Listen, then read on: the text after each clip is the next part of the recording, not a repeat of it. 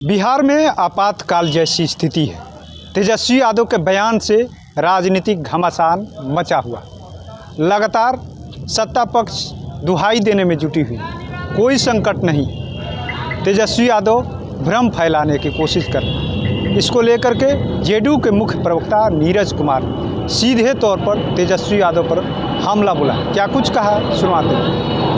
भाई आगे से साइड कर लो। देश के प्रवक्ता भाई मनीष यादव जी, इस कार्यक्रम में समुपस्थित इलेक्ट्रॉनिक, प्रिंट एवं डिजिटल मीडिया के सम्मानित साथियों, आदमी का स्वभाव होता है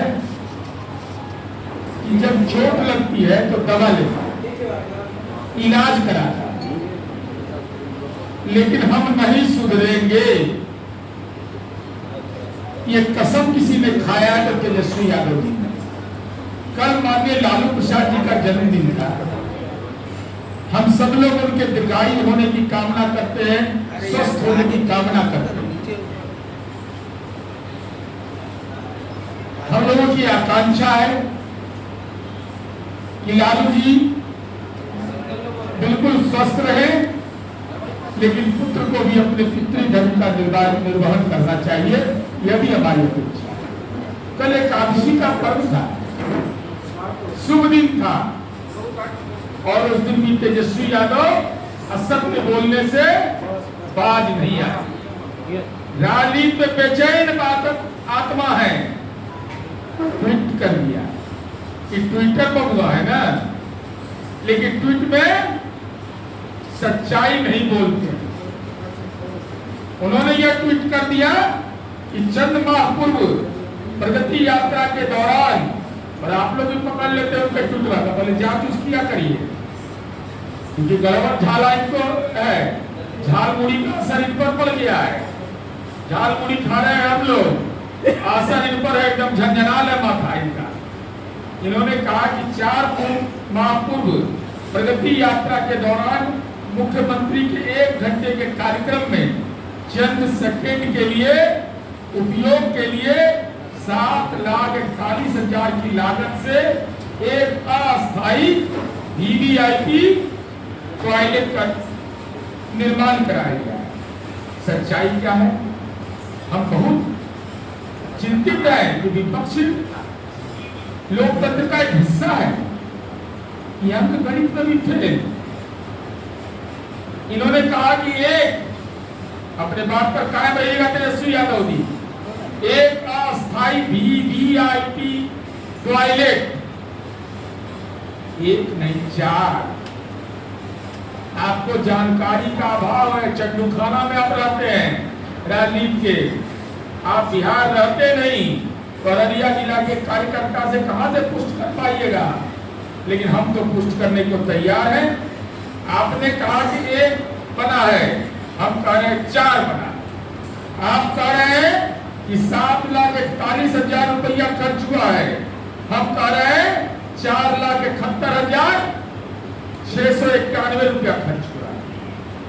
प्रति शौचालय लागत 1,17,992। मन डिस्टर्ब है कि नर्वस है।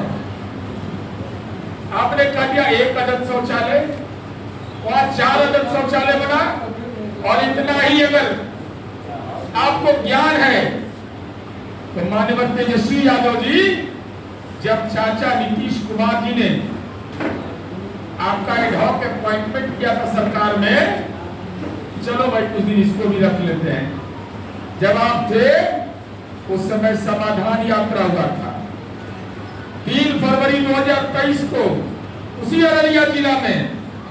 उस समय एक शौचालय की कीमत थी 1,17,922। प्रगति यात्रा के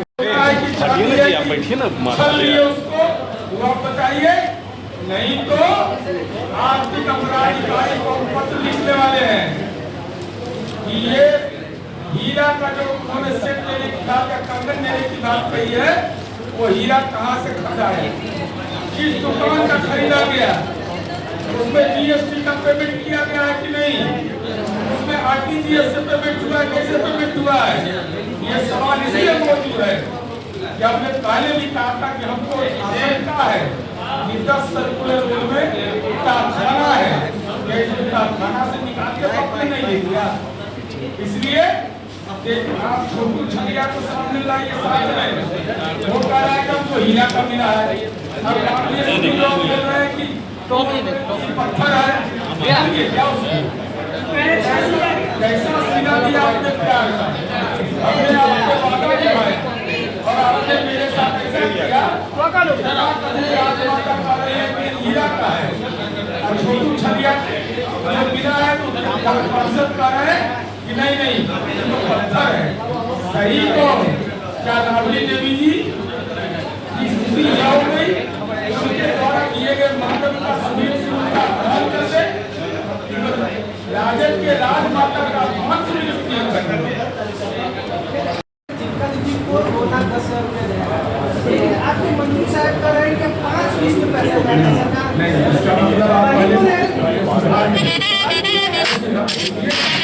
2 लाख तक दोनों में अंतर समझना बहुत जरूरी है, क्योंकि आजकल तो से नहीं सुने तेजस्वी यादव बोले कि शिक्षा मंत्री इंजीनियरिंग का नाम लिखवा दिए, एजुकेशन मिनिस्टर स्कूल में यूनिवर्सिटी में नाम लिखाएंगे, साइंस टेक्नोलॉजी विभाग का नाम है। अरे इंजीनियरिंग पॉलिटेक्निक कौन पढ़ाएगा, ये कौन है कस्टोडियन विभाग, शिक्षा मंत्री हैं। अरे हम बोल रहे सुन तो लीजिए, सर्कुलर पढ़ लीजिए।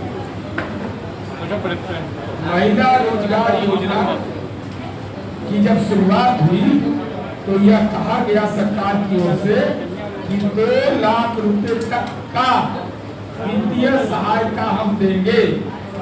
अनुमानित नीति उसकी यह तय की गई कि आप जीविका समूह से जुड़िए। आप मान लीजिए बकरी पालन का काम करना चाहते हैं, आप पशुपालन का काम करना चाहते हैं, आप दुकान चलाना चाहते हैं, आप सिलाई मशीन का काम करना चाहते हैं, तो उसमें जो राशि आपको लगेगा वो राशि 2 लाख की अधिसीमा तक हम उसको पे करेंगे। और यह सतत जीविकोपार्जन योजना का ही कॉपी है। सतत जीविकोपार्जन योजना जब शराबबंदी बिहार में लागू हुआ था, यह हुआ था कि जो लोग इस रोजगार से अपने आप को अलग करेंगे उनको सरकार ये सुविधा देगी, उसी का प्रति है। तो 2 लाख तक का हमने कहा और यह भी कहा है कि आप योजना दीजिए, उसका जो जीविका से जुड़ना है उसका परीक्षण करेगा, उसके आधार पर अगर 5 किस्त में होगा, 4 किस्त में होगा, तब उसका प्रपोजल आने के बाद एक ही बार में मुख्यमंत्री उद्यमी योजना पैसा दे दिया जाता है, किसी योजना में दिया जाता है।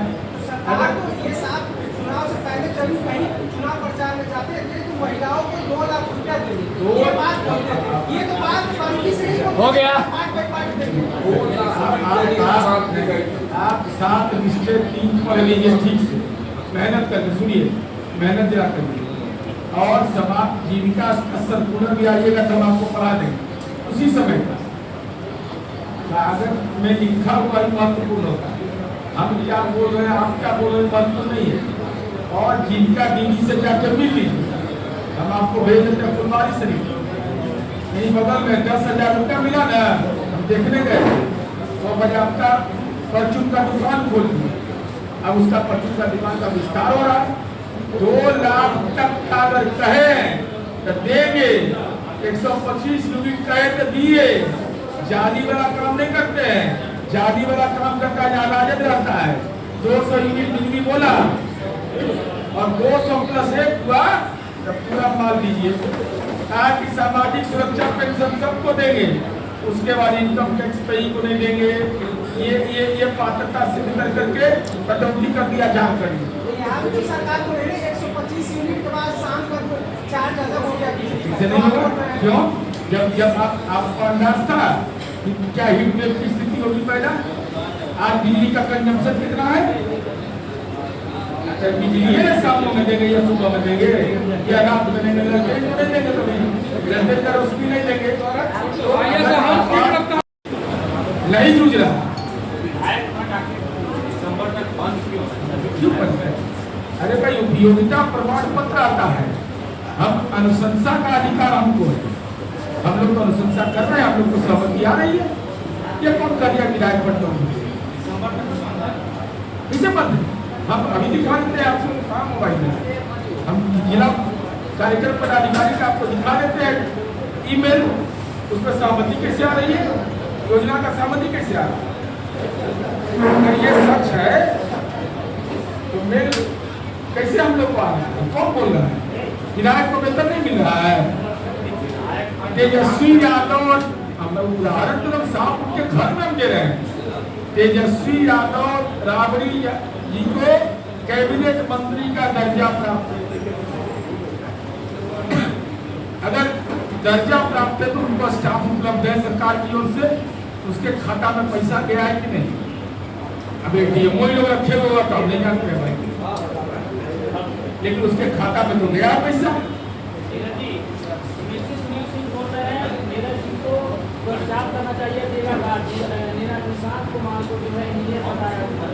निशांत कुमार इंजीनियरिंग की पढ़ाई नहीं की है, अरे जो आपके पास है सर्टिफिकेट, आप दीजिए वीडियो, हम नोटिस करेंगे। अगर वो यह कहेंगे कि निशांत कुमार भाग गए तो आप रिकॉर्ड आप बोल रहे हैं, आपके मुंह से सुनील सिंह की बात आ रही है, तो नोटिस चला जाएगा। निशांत कुमार ने साइंस कॉलेज में पढ़ाई नहीं किया, निशांत कुमार ने कंकड़बाग सेंट्रल स्कूल में पढ़ाई नहीं की, क्या निशांत कुमार का दाखिला इंजीनियरिंग कॉलेज DIT फैसला में नहीं हुआ? जरा बताइए कब कहे निशांत कुमार, कब आपको मिला ना, यही तो हम पूछ रहे हैं। और आप कब कहे कि आपका पास है, नौका पास है? बोलिए हमको, एक सवाल है। नहीं रुकिए, हमको बोलने दीजिए। तेजस्वी यादव जी, अब आप बताइए कि आपने कब यह कहा, आपके हलफनामा से जानकारी मिली कि आप इस स्कूल में अप टू हैं? आप ही के हलफनामा से, आपके परिवार का कभी के प्रताप बड़े हो जाते, कभी तेजस्वी बड़े हो जाते। निशांत कुमार ने हलफनामा अगर दिया, जो सत्य था उसको लिखा, ये हिम्मत हुआ, लेकिन आपको लॉबी लिखने का हिम्मत नहीं हुआ। आपने सैलरी को कहा कि 11,500 रुपया हमको प्रति महीना मिलता है। तो जब हम पकड़े तो दिल्ली से दौड़ के आए, आप लोग के पास भी वीडियो होगा कि नीरज जी ने जो बोला है गलत बोला है, हम इनको नोटिस भेजेंगे, नोटिस भेजे, हम जवाब भेजे तो आप जवाब नहीं दिए। समाधान यात्रा हुआ, उसके तहत जो खर्च हुआ वह राशि 1,56,000 रुपया। तो आपने कैसे नीतीश कुमार जी के राजनीतिक जीवन पर यह हमला करने की कोशिश की, अनर्गल आरोप लगा करके एक टॉयलेट को बनाने में 7 लाख से ज्यादा की राशि खर्च की गई, जबकि यह फर्जी बात थी। मेरे पास दस्तावेज है, हिम्मत है तेजस्वी यादव तो ज्ञापन 282 2/6/2026 का ये दस्तावेज खुला पन्ना है, छिपाने की बात नहीं है। लेकिन उस समय जमीन आपका कहां चला गया था जब आप अररिया में समाधान यात्रा में थे? एकादशी के दिन भी असत्य बोल दिए, जरा सा ममता नहीं रहा पिता के प्रति, क्या पिता का गौरव बढ़ाए, पिता का मान बढ़ाए, पिता का सम्मान बढ़ाए। पिता के नाम पर राजनीति की दुकान चलाने वाला अपरोक्ष रूप से असत्य बोल करके अपने पिता को अपमानित कर रहा। ये तेजस्वी यादव का चेहरा मैं बताया, बौद्धिक चेहरा, क्योंकि होमवर्क होता नहीं है। अरे स्कूल में ना हम लोग पढ़े तो होमवर्क कराते थे मास्टर साहब, ये लिख के लाना, पहाड़ा याद करके या सब, खैर वो उनका विषय। एक पहला असत्य में बोल दिया, इसके पहले तो मनीष जी आपको बताए ही। अब आजकल वित्तीय ज्ञान ही बहुत दे रहे हैं, तो ज्ञान तो बटा ही नहीं लगता।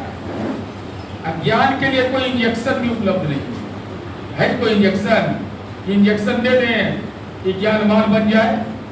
ज्ञान किसी को है, बटाई कोई ले ले, बटैया ज्ञान भी नहीं होता। अब लेकिन ट्वीट करने से बाज आते नहीं है। आदत से है लाचार, बिहार में रहते नहीं है, चुप करते हैं तो ज्ञान तथ्यों को पढ़ने से आता है। ये गुलाम नहीं है, ये सामंत नहीं है। ज्ञान पर किसी का एक अधिकार नहीं हो सकता है। कालिदास को भी ज्ञान हुआ है। समाज का ऐसा तबका, दशरथ मांझी को यह ज्ञान हुआ कि इस पहाड़ को काट देंगे तो रास्ता निकल बन जाएगा। तो ज्ञान किस रूप में किसको होता है, लेकिन विपक्ष के नेता को तो केवल ट्वीट का ज्ञान है, इसके अलावा ज्ञान इनको है ही नहीं। इन्होंने यह कह दिया कि सामाजिक सुरक्षा पेंशन के भुगतान से जो हमने किया, बिहार दिवालिया हो गया है, बिहार कंगाल हो गया है। विपक्ष का नेता अरबपति है, परिवार उनका ज्यादा नहीं, पटना में 468 करोड़ का 1.5 साल पहले जोड़े थे, अब जोड़ेंगे का दाम बढ़ गया, ऐसे में लाइट शहर हो गया है, तो उधर भी जमीन होगा को दे रहे हैं। तो हम जानना चाहते थे तेजस्वी यादव जी से, पिताजी तो बीमार है, माताजी तो स्वस्थ है ना, जवाब दीजिए। आकस्मिक निधि से अगर पैसा निकालना, ये विधानमंडल ने हमको अधिकार दिया है, ये वित्तीय प्रणाली का हिस्सा है, जब विधानमंडल से राशि निकाल सकते हैं और उसको विनियमित किया जाता है विधानमंडल के अगले सत्र में। हे मान्यवर तेजस्वी यादव जी, ज्ञान दीजिए हमको। जब आपके पिता जेल जाते हैं और जब आप लोग कोर्ट में हाजिर होते हैं तो गुनाह आपका क्या था? मैं आपके माता पिता के शासन काल के बारे में याद दिलाते हैं तो मिर्ची लग जाता है। अब बिना याद दिलवाए आप मानते नहीं है। आपने आकस्मिक निधि की बात कही। 1991-92 में पशुपालन विभाग में 59 करोड़ 10 लाख रुपया का प्रावधान था, माल निकल गया 129 करोड़ 82 लाख। आवंटन है 59 करोड़ 10 लाख का, निकासी हुआ 129.82 करोड़, 70.72 बजट से अधिक 269% की राशि निकाल लिया। 1992-93 में 131%, 1993-94 में 169%, 1994-95 में 167.75%, 95-96 में 178%। पशुपालन विभाग को जो आवंटित की गई थी राशि, उस राशि से ज्यादा रुपया खजाना से निकाल लिया, जिसके चलते चारा घोटाला के तहत लालू जी कैदी नंबर 3351 और सजा याफ्ता हो। फाइनेंस रूल समझ लीजिए कि आवंटन से अधिक की राशि अगर आप निकाल रहे हैं तो उसको विनियमित करना होगा आपको। आकस्मिक निधि के रूप में अगर इस्तेमाल कर रहे हैं आपको, तो कहते क्या है, किसको कहा जाता है? दिवालियापन। क्योंकि आप बताना आप ही लोग के माध्यम से जरूरी, हम लोग का मतलब तो सुनेंगे नहीं, मिर्ची लग जाता है। अरे दिवालियापन आर्थिक रूप से तब कहा जाता है अगर आपने लोन लिया और लोन को चुकता करने में चूक होने लगी तो माना जाए। आप कर्मचारी और वेतन का पेंशन का भुगतान रुक जाए, बाजार से जो लोन लेना है उसके लिए भी कोई मनमाना नहीं है। FRBM एक्ट बना हुआ है, किसी के तहत आप लोन ले सकते हैं, उस अधिसीमा को हम पार कर जाए। कोविड-19 का बस छोड़ दीजिए, एक वर्ष ऐसा बिहार में नहीं हुआ, वो आपदा का समय था।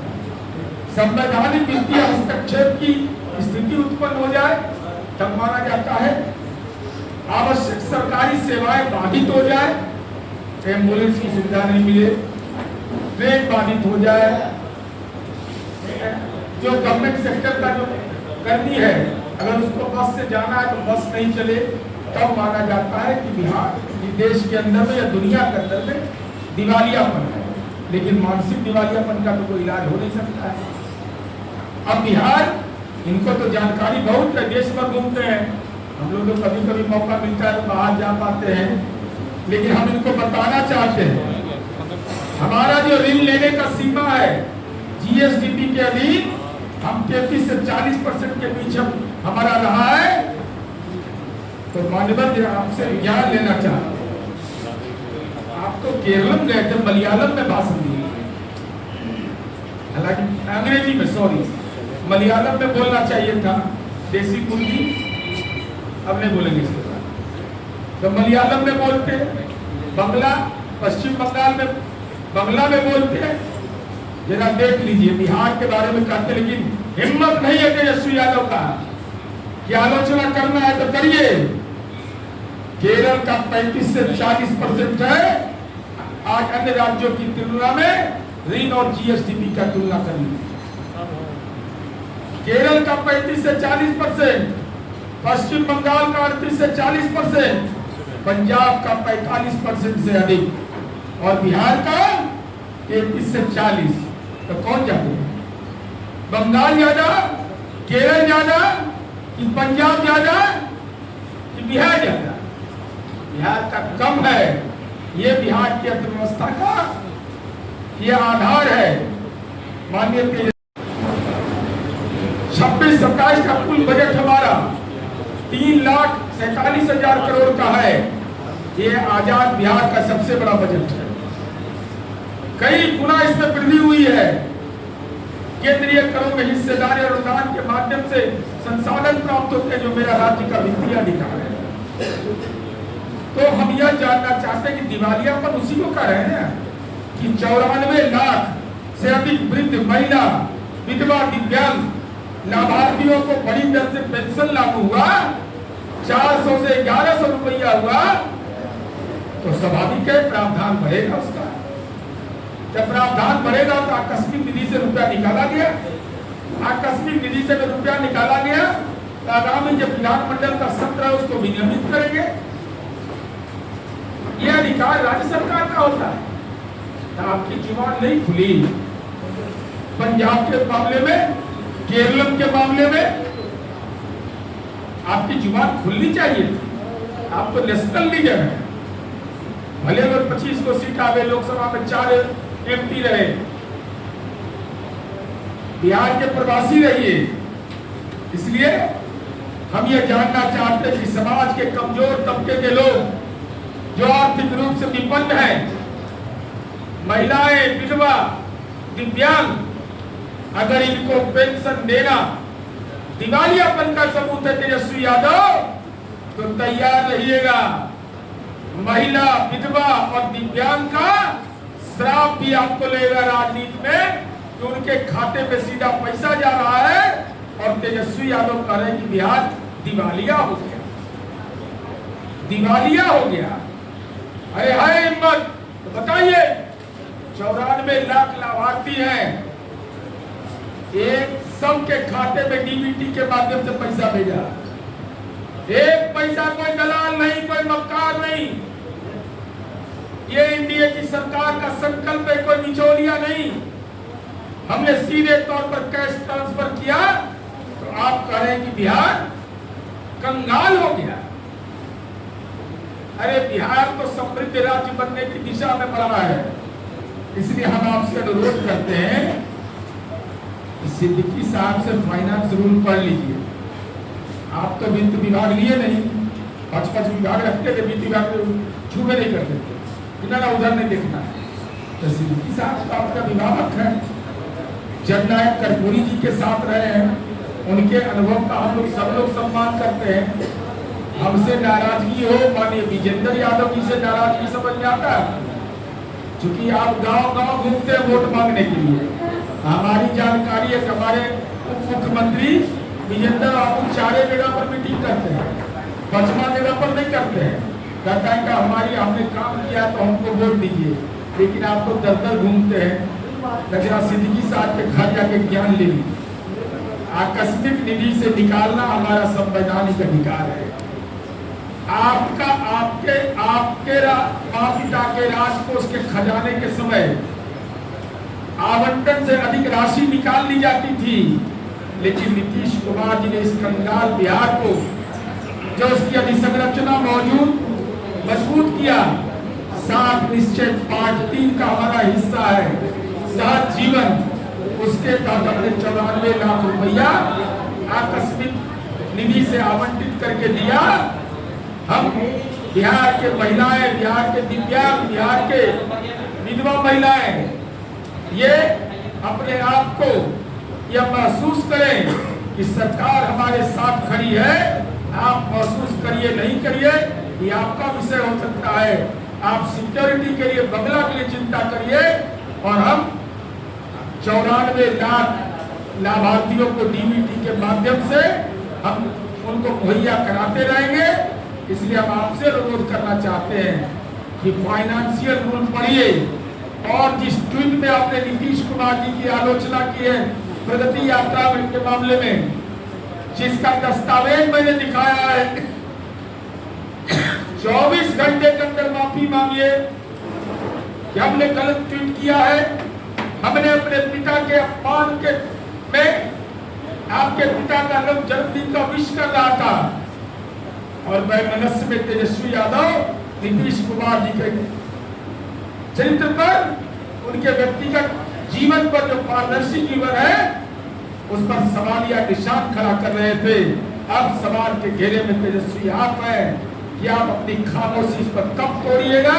मैं प्रमाण के साथ दे रहा हूँ, हिम्मत अगर है, अगर मेरे आरोप गलत है तो हमको लीगल नोटिस करिए, लेकिन हम जवाब देकर भी जवाब दीजिएगा, क्योंकि आपको लीगल नोटिस आप भेजते हैं सैलरी घोटाला में, हम जवाब भेजे तब ले पूरी घसक, वो नहीं, जवाब दीजिएगा, नहीं तो यह माना जाएगा आप ट्विटर बबुआ, इसके अलावा आपको और चीज। तो आपने सुना किस तरीके से जहां एक तरफ नेता प्रतिपक्ष तेजस्वी यादव लगातार जो है सत्ता पक्ष पर सवाल उठा रहे हैं, आपातकाल जैसी स्थिति है, जिस तरीके से सामाजिक सुरक्षा का जो पेंशन है वो जारी किया गया, उसको लेकर के उन्होंने सवाल उठाए, साथ ही साथ लॉ एंड ऑर्डर को लेकर के सवाल उठा रहे हैं।